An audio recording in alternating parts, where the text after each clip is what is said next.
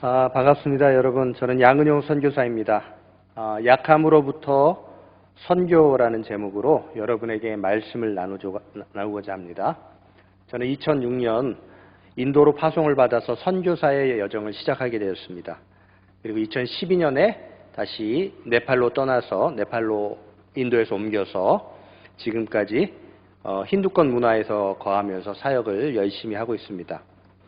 저는 전통적인 목회자로 현지 목회자 신학교육, 그 다음에 이제 교회 개척 멘토 역할을 하면서 사역했습니다.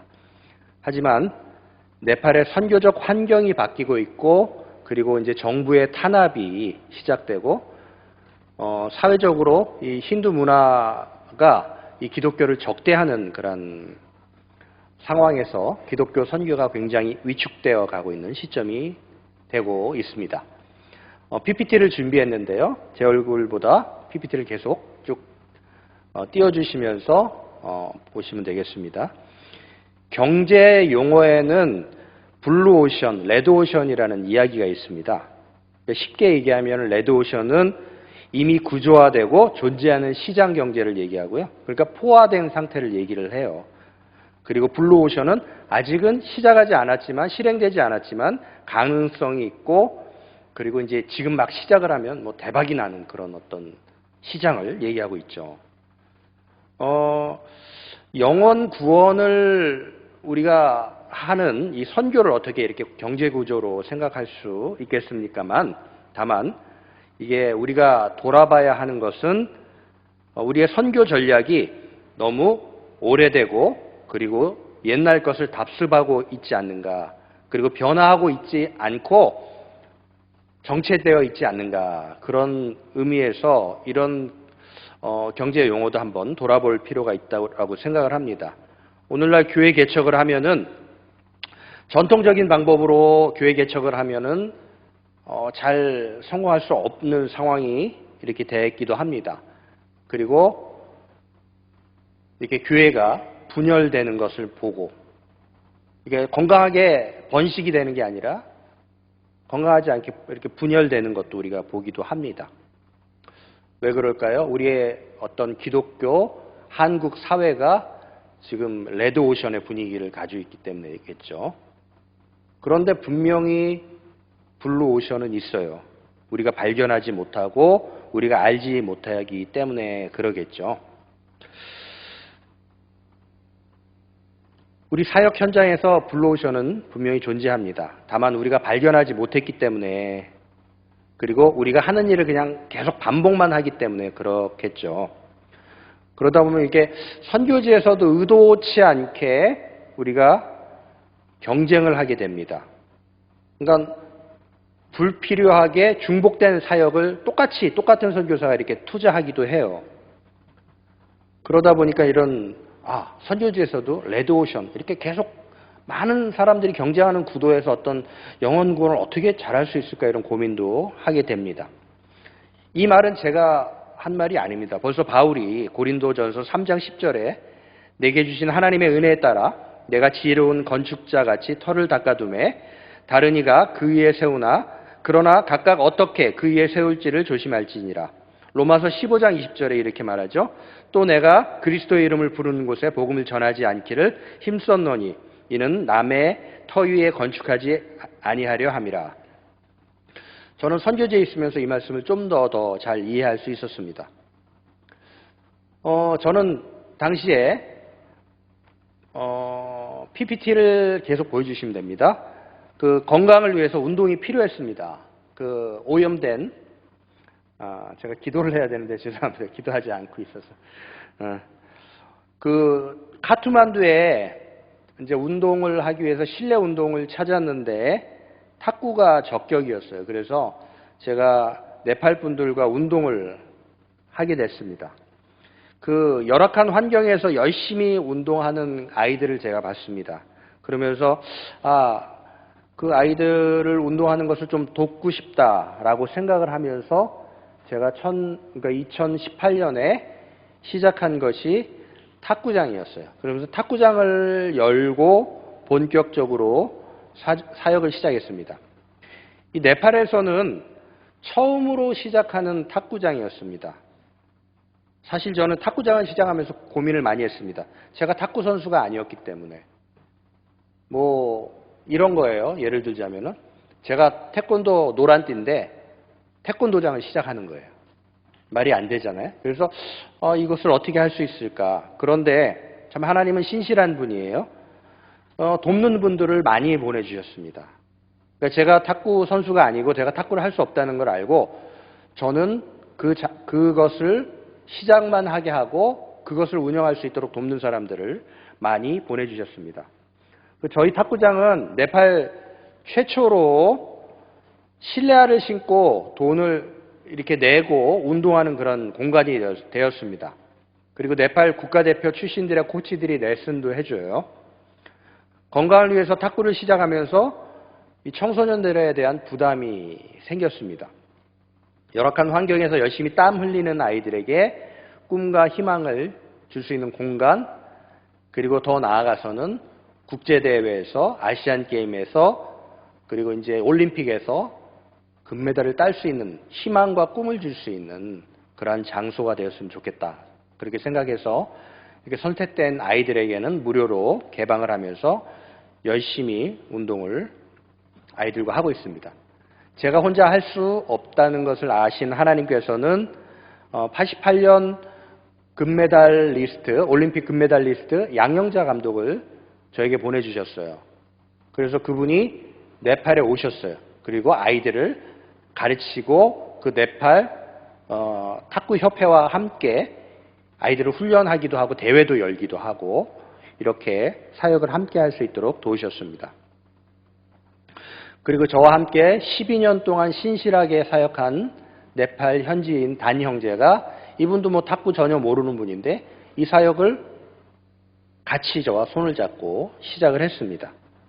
사실 제가 지난 1년 동안에 왼쪽 다리에 큰 부상을 입었어요. 교통사고가 나서 거의 다리가 불구가 될 수 있을 만큼 굉장히 심한 교통사고, 오토바이 사고를 나서 급하게 한국으로 수송돼서 와서 수술을 해서 한국에 있을 수밖에 없었습니다. 그런데 그때에 거의 지금부터 1년 전이죠. 그런데 그 단 형제가 신실하게 저를 대신해서 그 사역을 계속 맡아서 지금도 열심히 이 사역을 하고 있습니다.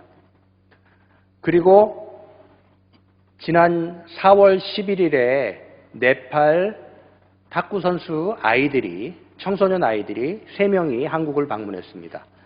3개월 일정으로 왔는데 이 아이들의 방문의 목적은 한국의 선진 탁구를 잘 배워서 네팔에서 또 좋은 결과를 얻기 위해서. 네팔 주변에는 많은 국가들이 있는데요. 그 중에 이제 인도, 파키스탄, 방글라데시, 부탄, 그 다음에 밑으로는 몰디브라는 나라까지 있고요. 그런데 이 나라들이 이제 탁구를 열심히 치는데 인도는 이길 수가 없어요. 너무 잘해요, 인도가. 인구가 너무 많잖아요. 그래서 네팔은 항상 은메달을 땁니다. 실버 메달. 그래서 우리가 이 인도를 이길 수 있었으면 좋겠다. 그래서 열심히 지금 훈련을 아이들이 하고 있습니다. 다음 그림이요. 이렇게 4년 전에 시작한 이 사역이 지금 이제 고등학교 2학년이 된 아이들이 잘 성장하고 있습니다. 그 중에서 이제 아시시는 17세로 작년에 16세였죠. 16세 이하의 네팔에서 게임을 했는데 금메달을 땄습니다. 그러니까 네팔에서 16세 아이 중에서 가장 잘 탁구를 하는 아이가 되었죠. 이 아이는 곧 이제 네팔 국가대표가 될 것입니다. 근데 이 아이도 지금 한국에 와 있고요.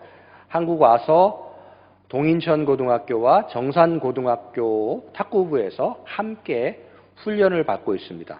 그래서 이 친구가 잘 훈련을 받고 돌아갈 예정입니다. 오늘 예배에 함께 참석했습니다. 인사드리겠습니다. 아시시? 잠깐 일어나세요. 네. 네. 네, 잠깐 앞으로 나와서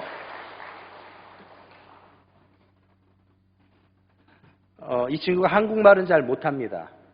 대신 네팔말과 영어를 하는데 영어로 자기가 간증을 잠깐 한 1, 2분 정도 적어왔대요.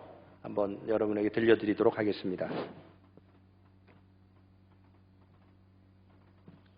Hello, 안녕하세요.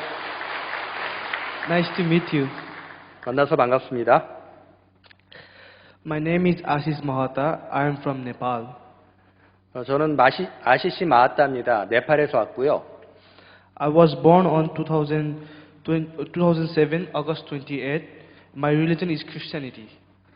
저는 2007년 8월 28일에 태어났고 저의 종교는 크리스찬입니다. 기독교인입니다. I'm currently studying in high school in Nepal. I'm a table tennis player and I enjoy playing table tennis with my friends. 저는 탁구 선수고요. 고등학교를 다니고 있습니다. I'm raised in Christian family since my childhood, so my religion became Christianity. 저는 기독교 집안, 기독교 부모님 밑에서 자라났기 때문에 기독교는 부모로부터 이렇게 물려받은 종교가 되었습니다. At first, for me, the Christianity religion was just passed on me like a heredity, but as I grew older and older, then Christianity environment, then I got to know Christ deeper and deeper. 저는 기독교는 부모로부터 물려받은 종교지만 제가 기독교 집안에서 자란 후에 예수님에 대해서 점점점 더 알게 되었습니다. I realized the love and all the sacrifices that the Christ made for me. 저는 예수님의 그 희생을 통해서 제가 점점 만들어져 간다는 것을 체험하고 있습니다. As I got to many chances to attend many church programs and family seminars, then the love of the God grew deeper and deeper in me. 그래서 많은 예배와 또 그런 모임을 통해서 예수님을 점점 알고 있고요. In my way of seeing, the Christianity is not religion because there are many bad news and bad rumors about Christian who harms the reputation of the Christ.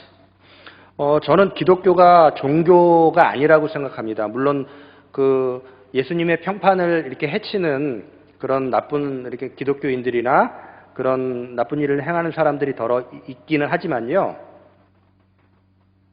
But I strongly believe that I don't follow the Christianity, but I follow the Christ. Matthew 4:18-20. 저는 강력하게 기독교를 따르는 게 아니라 나는 예수님을 따르는 것이다라고 믿고 있기 때문입니다. I have seen many changes inside my heart and my personality. When I was weak in the belief of the God, I used to get angry often, frequently, but as I grew in the Christ, my personality has been changed, and now my anger is slowed down.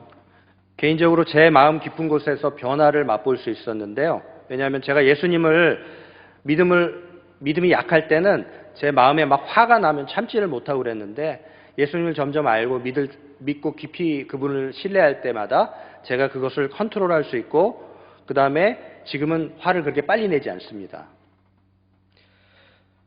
Nepal is a small country with large number of Hinduism beliefs.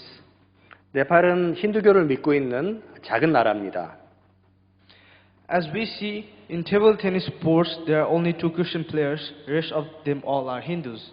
네팔에는 탁구 선수들 중에서 유일하게 두 사람만이 기독교인이고요. 나머지는 다 힌두인입니다. So I think the Lord has created me an opportunity to flourish the gospel of life of the Christ among unchristian people. 그래서 저는 예수님을 믿지 않는 선수들을 위해서 복음을 흘러보낼 수 있는 기회를 저에게 주셨다고 생각합니다. I know that the Christ will use me to bring his people back, even though it is very hard to convince the typical Nepali Hindu because of the Hinduism is forced to adopt to survive family in the society. 힌두교를 신봉해야지 가족이나 사회에서 살아남을 수 있는 그런 독특한 네팔 힌두교에서 복음을 전하는 것은 매우 힘듭니다. I know that I'm weak and don't have that much wisdom, but I'm sure that the Lord will use the weak one to put the strong ones. 하지만 주님께서는 저를 사용해서 네팔 선수들을 주님께 돌아올 수 있도록 사용해 주실 것을 믿고요. 저는 약하고 지혜도 부족하지만 하나님께서 이 약한 저를 사용해 주셔서 강한 사람들을 부끄럽게 하심을 믿습니다. And lastly, I would like you to pray for me, for my future, for the flourishment of the Christianity in Nepal. Thank you. 저를 위해서 기도해 주세요. 특별히 우리 크리스찬이 제가 좋은 크리스찬이 될 수 있도록 그렇게 계속해서 기도해 주시기 바랍니다. 감사합니다. 저는 이 친구가 탁구를 잘 배우는 것은 물론이고 선교사로서 훈련을 받아서 네팔 탁구 선수들에게 파송되어 사역을 하는 귀한 씨앗이 되기를 소망합니다. 네팔에는 130개의 종족이 있습니다. 그리고 80여 개의 언어가 있는 국가입니다.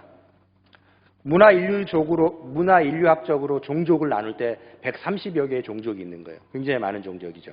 그런데 우리 아시시는 어떤 종족을 입양해서 사역하길 원하냐면 탁구 종족을 입양해서 사역하길 원합니다. 우리 한국에도 많은 종족이 있습니다. 당구 종족도 있고요. 족구 종족도 있고 아까 또 얘기 말씀 들어보니까 자전거 종족도 있더라고요. 뭐 바둑 종족. 자기가 좋아하는 취미를 중심으로 이렇게 막 모여서 열심히 이렇게 모여 있는 사람들을 종족이라고 저는 표현하는데요. 우리가 꼭 지리적으로 문화인류학적으로 그 종족을 나누지 않아도 내가 속해 있는 그 종족에 여러분들 사역할 수 있음을 기억해 주시길 바랍니다. 내가 즐겨하고 재밌어하는 것이 사역이 되고 또 선교 현장이 된다는 것을 여러분이 잊지 않았으면 좋겠습니다. 선교사라는 타이틀을 가지고 있는 사람들에게만 선교의 부담을 줘서는 안 됩니다. 우리는 하나님의 선교에 동참하는 존재로 지음을 받았다는 것을 잊어서는 안 됩니다. 제가 처음 선교의 정의를 배울 때에 지리적, 문화적 경계를 넘어서 복음을 들고 가는 것이라고 배웠습니다. 그러니까 타문화 선교에 대한 정의였습니다. 그런데 요즘은요, 지리적 경계가 무너지고 있습니다. 해마다 한국에 와서 일하는 네팔 노동자들이 5천 명이 넘습니다. 거의 네팔인 5만 명이 입국해 있습니다. 현재. 아까 말씀드린 것처럼 이 한국은 선교의 블루오션이에요. 레드오션이 아닙니다. 블루오션입니다. 그러니까 예전에 미국으로 이민을 가면 누가 처음 공항 나와서 도왔죠? 목사님들. 그래서 그분이 나와서 이 사람이 교회를 다니든 안 다니든 상관없어요. 데려와서 도와주고 그리고 그분을 교회에 정착시키고 예수 믿게 했어요. 그렇게 미국 이민교회가 부흥하고 아주 그 예수를 많이 믿게 됐어요. 미국뿐만 아닙니다. 다른 나라도 그렇죠. 제 아내 김숙진 선교사도 카나다 유학생으로 갔다가 예수를 믿게 됐어요. 외국인 그다음에 유학생들을 여러분들이 보면 꼭 도우시기 바랍니다. 한국이 초고령화 사회가 되었습니다. 이 고령화 속도가 일본보다 3년이 빨랐다고 그래요. 그리고 미국이나 유럽이나 카나다보다 속도가 훨씬 빠르다고 합니다. 요즘 임신이 가능한 그 가임 부부들이 아이들을 0.7명을 낳는데요. 그 얘기는 뭡니까? 10명의 커플 중에 7명만 낳고 3명은 아이를 아예 낳지 않는다는 거죠. 그렇게 되면 어떻게 되죠? 외국에서 노동자들이 없으니까 외국인 인력을 불러올 수밖에 없게 되는 거죠. 유학생들이 와서 여기서 공부하고 여기서 또 정착도 하게 되겠죠. 그러면 이 사람들이 한국 국적을 또 취득할 수 있는 기회도 높아집니다. 용이하게 됩니다. 그렇다면 여러분, 이 사람들이 지금 예수 그리스도를 듣지 않고 예수 그리스도를 믿지 않으면 나중에는 더 어려워져요. 그렇기 때문에 우리에게 주어진 선교의 기회는 지금입니다. 바로 지금 우리 주위에 있습니다. 멀리 가지 않아도 됩니다. 네팔로 안 와도 됩니다. 여러분 광주에 있습니다. 여러분 주변에 있습니다. 여러분 오늘 아시시가 말한 약하고 지혜도 부족하다는 고백은 사실 오늘 저희가 묵상한 고린도전서 1장 21절, 24절의 본문에 근거하고 있습니다. 다시 한번 함께 읽어보도록 하겠습니다. 시작. 하나님의 지혜에 있어서는 이 세상에 자기 지혜로 하나님을 알지 못함으로 하나님께서 전도에 미련한 것으로 믿는 자를 구원하시기를 기뻐하셨도다. 유대인은 표적을 구하고 헬라인은 지혜를 찾으나 우리는 십자가에 못 박힌 그리스도를 전하니 유대인들에게는 거리끼는 것이요 이방인들에겐 미련한 것이로되 오직 부르심을 받은 자들에게는 유대인이나 헬라인에게나 그리스도 하나님의 능력이요 하나님의 지혜니라. 아멘. 지난 4월 네팔에서 5분의 사업가와 또 1분의 정치인이 한국을 방문했습니다.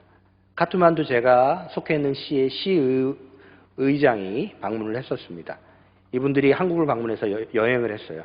그리고 아시시도 그때 이제 같이 여행을 같이 했습니다.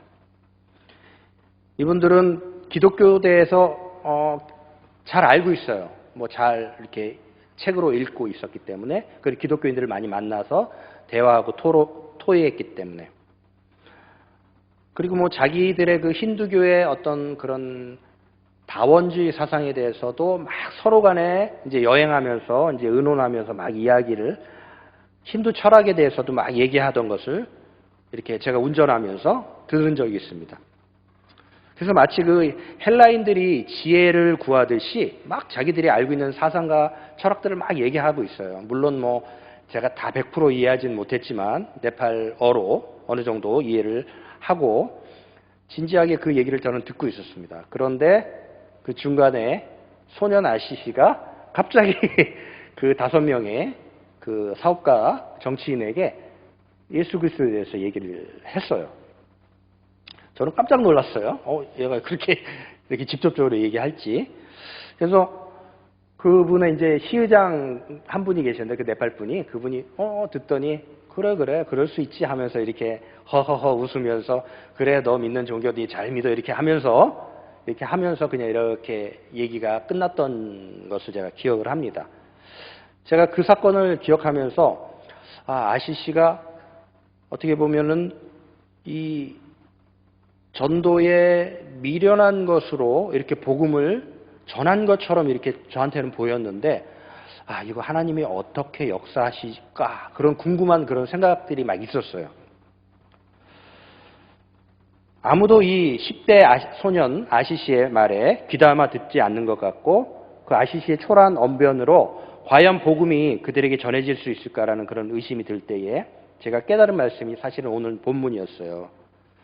그래서 이 십자가에 못 박힌 예수 그리스도를 전하는 것이 어떻게 보면 반만년 역사를 가지고 있고 자기 종교를 자랑스럽게 생각하는 힌두인에게는 미련한 것으로 보일 수도 있겠지만 24절에 보면은 오직 부르심을 입은 자들에게는 하나님의 능력이며 지혜가 된다는 사실을 저는 그분들이 깨달았으면 좋겠다라는 그런 마음에 속에 기도를 했었습니다.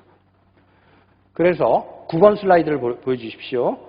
네팔에 방문한 이 손님들에게 아시시가 전한 말이 바울이 이 고린도 교회에게 말한 것처럼 내 말과 내 전도함이 설득력 있는 지혜의 말로 하지 아니하고 다만 성령의 나타나심과 능력 하에 너희 믿음이 사람의 지혜에 있지 아니하고 다만 하나님의 능력에 있게 하려 하였노라. 이렇게 바울이 고백한 것처럼 우리의 사람의 말에 그 전도가 되는 것이 아니라 하나님의 성령의 능력과 지혜가 그 사람들에게 나타나야겠다라는 그런 어떤 마음의 기도 함께 했었던 적이 있습니다. 다음 그림 이 네팔 분들은 자신의 경비를 들여서 여행을 했어요. 다 부자들이니까요. 네팔 분들이긴 하지만 그래서 이 세 명의 청소년들과 함께 세종시에서 열리는 탁구 동호회 대회를 참석했습니다. 이 대회는 그 충남 엘리트 청소년 탁구 선수들을 후원하기 위해서 세종시 동호회 협회에서 주최하고 사업가, 전문인, 정치인들, 각계의 네팔 사회체육인들을 이게 초청해서 네팔 분들에게도 우리 네팔 청소년들을 도울 수 있도록 그렇게 어떻게 동기부여를 하도록 그렇게 초청한 그런 시간들이었습니다. 이분들에게 이 감사장을 전달하는 시간이 있었습니다. 그 자리에서 수만이라는 분이 계셨는데 이 수만이라는 분이 세종시의 탁구인과 주최하신 이 탁구인들이 한국의 그 세종시 탁구인들이 얼굴이 참 밝고 매너도 좋고 우리한테 참 환대를 해주시는 것을 보고 참 감명을 받았다. 내가 알기로 한국 사람들이 막 되게 바빠서 얼굴 막 딱딱하고 얼굴 막 무서운 걸로 알고 있는데 아니더라 이렇게 저한테 얘기를 하는 거예요. 그래서 그 얘기를 듣고 다음 그림 보여주시면 저 회장님이신데 그리고 수만 씨라고 저분인데 그 박성수 회장이 이렇게 얘기했어요. 그 대회를 주최하셨고 그 대회에 많이 참석하셨던 분이 대부분 기독교인들이었습니다 라고 이렇게 얘기를 했어요. 그랬더니 수만 씨가 허허허 웃으면서 그래요? 그러면 나도 기독교인이 되고 싶군요. 되고 싶어요. 라고 이렇게 얘기를 했어요. 이분도 그 힌두 종교에 대해서 막 토론했던 분이거든요. 그렇게 웃으면서 어떻게 보면 농담적으로 그렇게 얘기했는지는 모르지만 저는 이 수만 씨가 그 얘기를 할 때에 성령께서 인도하실 수 있겠구나. 성령께서 이분에게 그렇게 말씀하고 계시는지를 있겠구나 라는 그런 생각을 했습니다. 참 의미심장한 말로 들렸습니다. 이 십자가의 도에 전도에 미련한 말을 아시시는 전한 것처럼 보였는데 그 삶의 지혜로운 그 성령의 능력으로 말미암아 복음이 전해지고 있는 거죠. 그렇죠? 그 기독교인들이 보여줬던 행실을 통해서 이 사람이 물어봐요. 왜 그런 거야? 우리 기독교인이라서 그래요. 딱 이런 말을 답을 들을 수 있었던 거죠. 간디는 이런 말을 했어요. 나는 예수를 좋아하지만 기독교를 싫어한다. 이런 말을 공공연하게 남겼다고 해요. 그런데도 불구하고 간디를 통해서 배울 만한 한 가지가 있습니다. 간디에게 어느 여인이 자기 아들을 데리고 왔답니다. 와서 간디 선생에게 얘기했어요. 선생님, 저희 아이가요, 이게 설탕을 퍼먹는 버릇이 있어요. 설탕 못 먹게 해주세요. 라고 데려왔답니다. 그러니까 몰래 엄마 몰래 막 설탕을 이렇게 막 한 입씩 두 입씩 퍼먹었나 봐요. 옛날이니까 더 그랬겠죠? 사탕도 없고 그러니까. 그 얘기를 듣고 간디 선생이 그래요? 그러면 일주일 후에 다시 이 아이를 데리고 오십시오. 라고 했대요. 그래서 네, 알겠습니다. 그리고 일주일 후에 이 여인이 아이를 데리고 간디 선생에게 왔어요. 왔더니 간디 선생이 그 아이의 머리를 쓰다듬어 주면서 아이야, 너 이제 설탕 먹으면 안 돼. 건강에도 나쁘고 설탕 먹는 버릇 좋지 않단다. 라고 하면서 타일러서 보냈대요. 그러니까 어머니가 이상하잖아요. 선생님, 이 말은 사실은 저희가 일주일 전에 왔을 때도 하실 수 있었는데 왜 지금이야 하십니까? 그랬더니 간디 선생이 이렇게 얘기했대요. 그 일주일 전에는 저도 설탕 먹는 버릇이 있었거든요. 라고 얘기했다는 거예요. 그러니까 적어도 나도 설탕을 먹고 있는데 이 아이한테 설탕 먹지 말라라고 얘기할 수 없었다고 하는 거죠. 우리의 크리스찬이, 기독교인이 우리가 나는 하고 있는데 나는 그것을 막 하고 있는데 당신 이거 하면 안 되죠! 라고 하는 것이 있는지 한번 돌아봐야 되지 않을까 생각합니다. 그리고 설교자인 저도 나도 못하고 있는데 여러분한테는 막 하라고 하는 게 있는지 돌아보게 됩니다.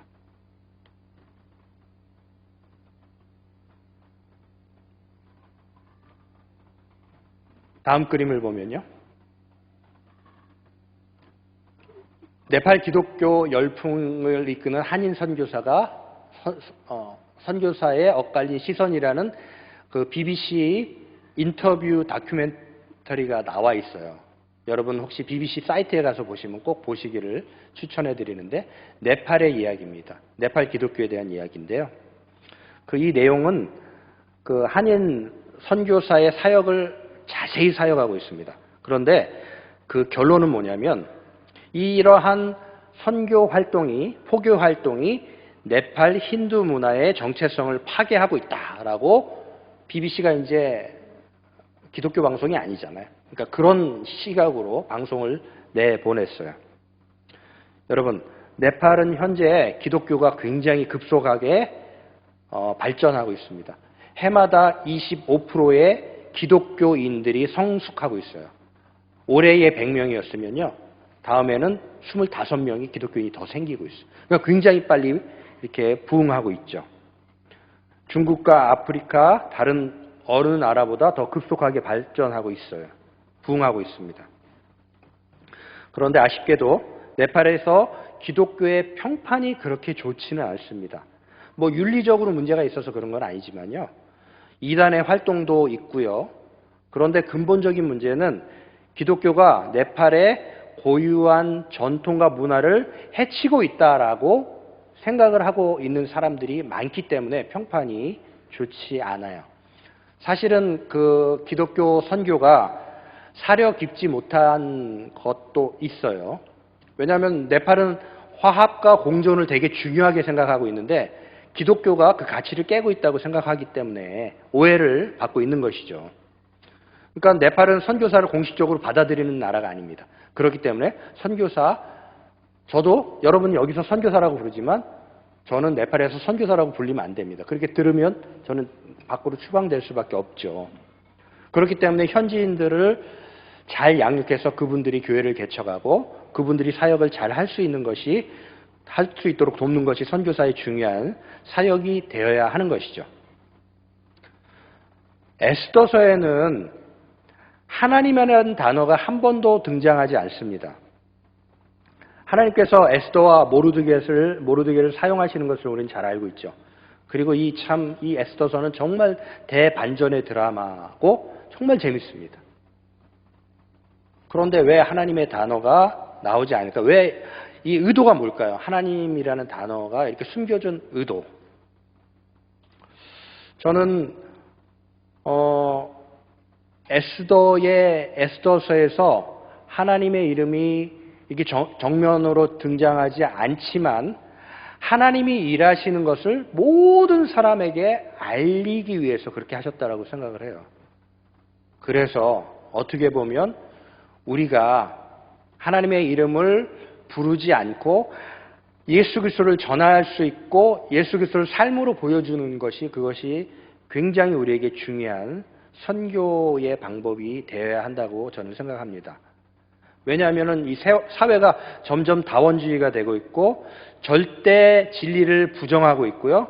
만약에 오직 예수 이러면 사람들이 쟤는 너무 편협해 막 이렇게 생각하는 그런 시대에 우리가 살고 있기 때문에 오직 예수를 제가 얘기하지 말라는 것이 아니라 오히려 내 삶이 오직 예수를 대변할 수 있는 그 모습을 보여주는 것이 더 지혜로운 방법이 아닌가, 그런 생각이 됩니다. 여러분, 그 하나님의 이름이 숨겨져 있는 것 같지만, 우리 한국 사회에 막 숨겨져 있는 것 같지만 그분이 뒤에 계시지만 우리는 앞에 나와서 그분의 이름을 말할 수 있어야 되고 그것을 통해서 이 사회가 바뀔 수 있어야 됩니다. 그렇게 예수 그리스도만이 우리의 삶의 이유가 됨을 보여준다면 주님의 이름은 숨겨져 있는 것 같지만 온 땅의 주인은 그분이다 라고 우리는 고백할 수 있습니다. 여러분, 엔도 수샤코의 소설 침묵이라는 그 소설이 있죠. 이 마지막 부분을 제가 좀 소개하겠습니다. 예수의 동판을 밟고 지나가야만 배교의 증거를 보일 수 있는 그 로드리게고 신부 앞에 이 초라한 예수 그리스도의 동판이 바닥에 놓여져 있습니다. 그리고 그 막부가, 그 사무라이가 너 이 동판을 밟고 지나가라. 그래야지 너가 예수 그리스도를 믿지 않는 것을 나한테 증거할 수 있다라고 이렇게 시켜요. 그럴 때 로드리고 신부는 안 하고 있지만 어떤 음성을 듣습니다. 이런 음성을 듣습니다. 밟아도 좋다. 내 발의 아픔을 내가 제일 잘 알고 있다. 밟아도 좋다. 나는 너희에게 밟히기 위해 이 세상에 태어났고 너희의 아픔을 나누기 위해 십자가를 짊어진 것이다. 이 소설의 제목처럼 예수님은 침묵하고 계시는 것 같지만 결국 그렇지 않다는 것을 보여주는 장면입니다. 주님의 이름이 나타나지 않는 것처럼 보이는 세계 곳곳의 선교 현장에서 그리고 핍박을 받는 교회에 주님은 우리를 위해서 대반전의 드라마를 쓰시고 계십니다. 힘없고 연약한 예수 그리스도의 모습이 우리에게는 필요합니다. 이러한 질밥히는 예수의 모습이 바로 약함으로부터의 선교입니다. 선교는 강하고 우리의 능력으로 하는 것이 아닙니다. 과거에 우리 교회의 선교가 제국주의의 선교였다면 그거는 강함의 선교였겠죠. 하지만 이제는 그런 선교가 아니라요. 하나님의 선교이기 때문에, 하나님이 하시는 선교이기 때문에 우리는 약함으로 하는 선교가 되어야 합니다. 우리는 약함을 인정하는 사람, 그리고 하나님의 강함과 지혜를 자랑할 수밖에 없습니다. 그래서 우리는 미련합니다라고 고백할 때에 하나님께서 지혜 주시고 선교할 수 있도록 우리를 도우십니다. 마지막으로 네팔을 위해서 기도해 주십시오. 네팔에는 많은 사람들이 종교로서의 기독교가 아닌 구원자이신 예수 그리스도를 경험할 수 있도록 기도해 주십시오. 해마다 25%가 부흥하고 있지만 정말 삶으로 그들이 빛과 소금의 역할을 감당할 수 있도록 여러분이 기도해 주시기 바랍니다.